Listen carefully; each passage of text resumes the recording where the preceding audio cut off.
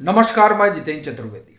ये जो 30 जनवरी को भारत जोड़ो यात्रा का समापन समारोह है और दरअसल ये भारत जोड़ो यात्रा एक ब्रांडिंग के लिहाज से चली थी कि इसके जरिए कांग्रेस से ज़्यादा राहुल गांधी की एक एक छवि जो है वो बन पाएगी ताकि वो नरेंद्र मोदी के बरक्स खड़ा हो सके। एक तो ये, दूसरी एक कवायद विपक्ष को जोड़ने की जिसका जिम्मा नीतीश कुमार ने उठा रखा है।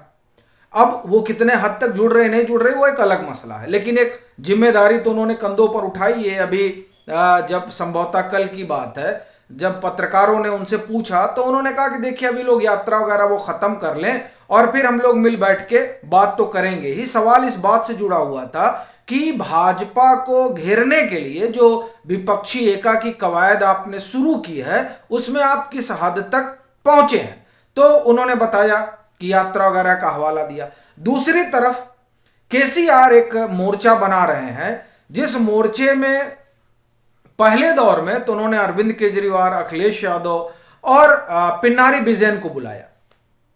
दूसरे दौर में उन्होंने नीतीश कुमार को न्योता दिया और तमिलनाडु के मुख्यमंत्री को बुला रहे हैं। तो इस तरीके से अगर आप देखें तो तीन ध्रुव दिखाई दे रहे हैं जो अपने अपने तरह से विपक्षी एकाकी कवायद कर रहे हैं या नहीं कर रहे हैं वो एक अलग मसला है, लेकिन अपनी अपनी ब्रांडिंग में लगे हुए हैं। इधर कांग्रेस बता रही है कि राहुल गांधी हैं, उधर जदयू बता रही है कि नीतीश कुमार, और नीतीश कुमार इस तरह का संदेश भी दे रहे हैं, और इधर केसीआर बता रहे हैं कि वो है। इन तीनों में एक चौथे व्यक्ति हैं अरविंद केजरीवाल, जिनकी अपनी पूरी कवायद इस बताने जताने में लगी हुई है कि साहब जो 2024 का लोकसभा का चुनाव है उसमें अगर कोई मोदी के बरक्स खड़ा हो सकता है, कोई मोदी को चुनौती दे सकता है तो वो अरविंद केजरीवाल है। और बड़ा रोचक जो सर्वे है वो बड़ा रोचक है और कई चीजें वो बता रहा है। देखिए उसमें पहली बात क्या निकल कर आ रही है। पहली बात ये निकल कर आ रही है कि वो सर्वे कई एंगल से हुआ है। उसमें एक एंगल यह भी है कि वो कौन चेहरा है जो दरअसल नरेंद्र मोदी के बरक्स खड़ा हो सकता है, नरेंद्र मोदी को जिसमें चुनौती देने की क्षमता है। अब उसमें वो जो रिपोर्ट है उस रिपोर्ट को अगर आप देखें, मतलब सर्वे जो है जो इंडिया टुडे का है, मूड नेशन का मूड बटाने वाला, जिसको पढ़ने के बाद बहुत लोगों का मूड खराब हो गया है और हमेशा की तरह अब उसे खारिज कर रहे हैं, लेकिन अपना उससे कोई सरोकार तो नहीं है। तो वो जो रिपोर्ट है उस रिपोर्ट को जब आप सर्वे को देखेंगे तो दो तीन बड़ी रोचक बातें उसमें है। पहला, आप देखिए कि जिन लोगों को जो लोग कवायद कर रहे हैं उसमें उस सर्वे में केसीआर को कोई नहीं मानता कि वो नरेंद्र मोदी को चुनौती दे सकते हैं। एक दूसरा, अगर आप इसमें देखें, नीतीश जी जिनके ऊपर सबसे बड़ी उम्मीद थी सबको, और वह इसलिए भी, चूंकि आप देखिए उन्हीं को लेकर तो पूरा ताना बाना बुना गया था 2022 में जब महागठबंधन बना, तो उसके पीछे का तर्क यही था कि साहब नीतीश जी निकलेंगे और नीतीश जी की एक अपनी छवि है और वो एक ओबीसी चेहरा भी हैं, साफ सुथरी उनकी जो है इमेज है, और वो जिस जातीय समाज से आते हैं, समुदाय से आते हैं, वो उत्तर प्रदेश में भी 7.5% के आसपास है। मतलब यादवों के बाद एक बड़ी आबादी जो है वो दूसरे नंबर पर ओबीसी में कुर्मी समाज की है।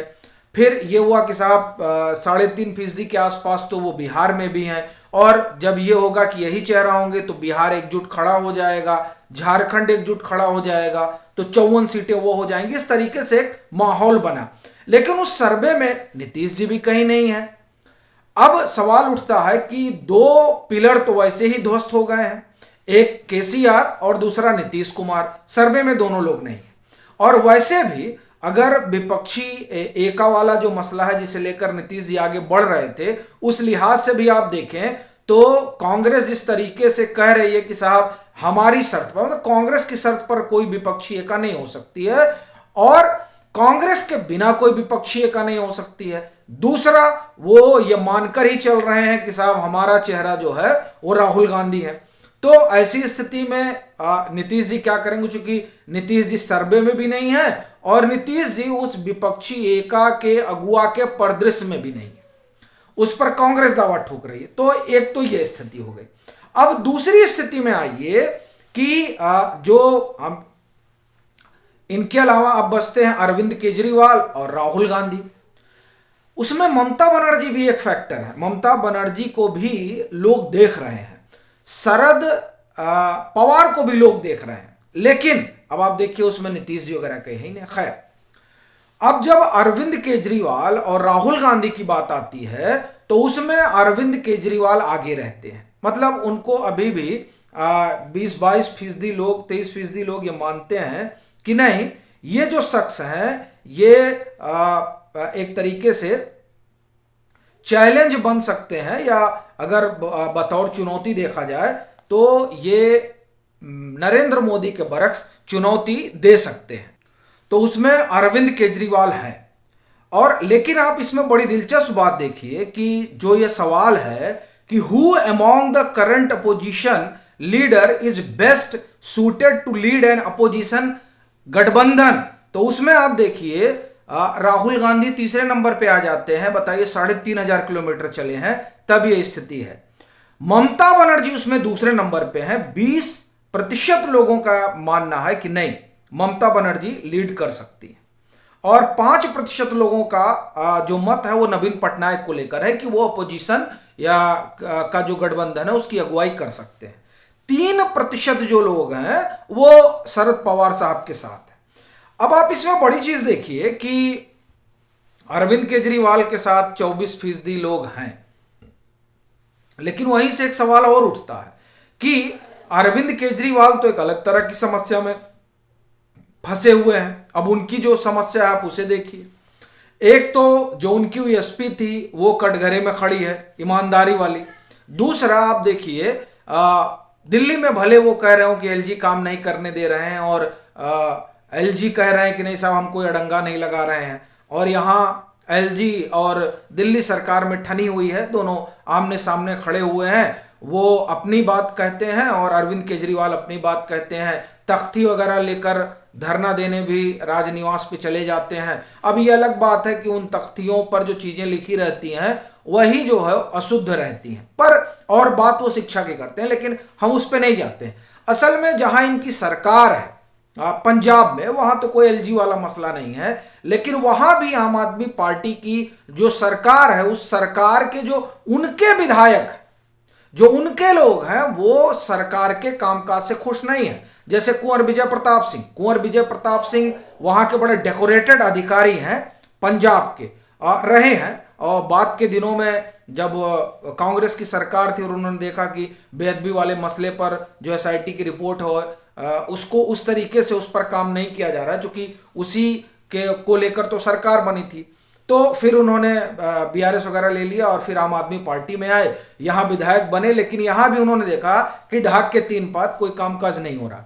और वो तो आप ये समझिए कि अकेले नहीं है, उन्होंने देखा और उन्होंने अपनी नाखुशी भी जाहिर की। उधर किसान, जिसे आप देखिए मुजफ्फरनगर में महापंचायत राकेश टिकैत कर रहे हैं, लेकिन पंजाब के किसानों के लिए अगर एक महापंचायत करते तो भी बेहतर था, क्योंकि वहां भी किसान जो है आंदोलनरत रहे हैं, और वो इसलिए चूंकि जो मौजूदा सरकार है वो उस हिसाब से जो है काम नहीं कर पा रही है, क्योंकि आए तो ये उसी आंदोलन की लहर पे थे। तो एक तो वादा खिलाफी का आरोप है, वादे खूब करते हैं काम नहीं करते हैं, एक ये भी आरोप है। दूसरा आप देखिए कि दिल्ली में जिस तरह से इनके तमाम बड़े बड़े मंत्री के ऊपर आरोप लग रहा है, तो उससे उनकी ईमानदारी और वादा खिलाफी, और तीसरी चीज पंजाब में होने की वजह से जो गवर्नेंस है वो ठीक नहीं। तो ये तमाम जो आरोप उन पर लग रहे हैं, सवाल यह है कि क्या उसके बाद भी वो भले ही उसमें सबसे बड़े चेहरे दिखाई दे रहे हो और राहुल गांधी को पीछे छोड़ रहे हो, लेकिन ये जो 2-4 चीजें उनके साथ हैं वो ऐसा लगता है कि ठीक से उनसे चिपकी हुई हैं, और ये उन्हें जो है आगे बढ़ने देंगी। ये बड़ा कहना मुझे लगता है कि मुश्किल है। हो बात बन नहीं पाएगी जैसा अरविंद केजरीवाल सोच रहे हैं। हाँ, सर्वे में जरूर वो 24% के आसपास पा रहे हैं। और फिर अब ये लोग क्या करेंगे, जो लोग खुद को चेहरा माने बैठे हैं, खास तौर से राहुल गांधी, कांग्रेस और फिर केसीआर। तो ये कई ऐसे सवाल हैं जो बड़े तो हैं, लेकिन अब चल रही है जैसे चीजें चल रही हैं। आप लोग इस पर क्या सोचते हैं वो आप जरूर साझा कीजिएगा। और अगर आप मतांतर से नहीं जुड़े हैं तो जुड़िए जरूर।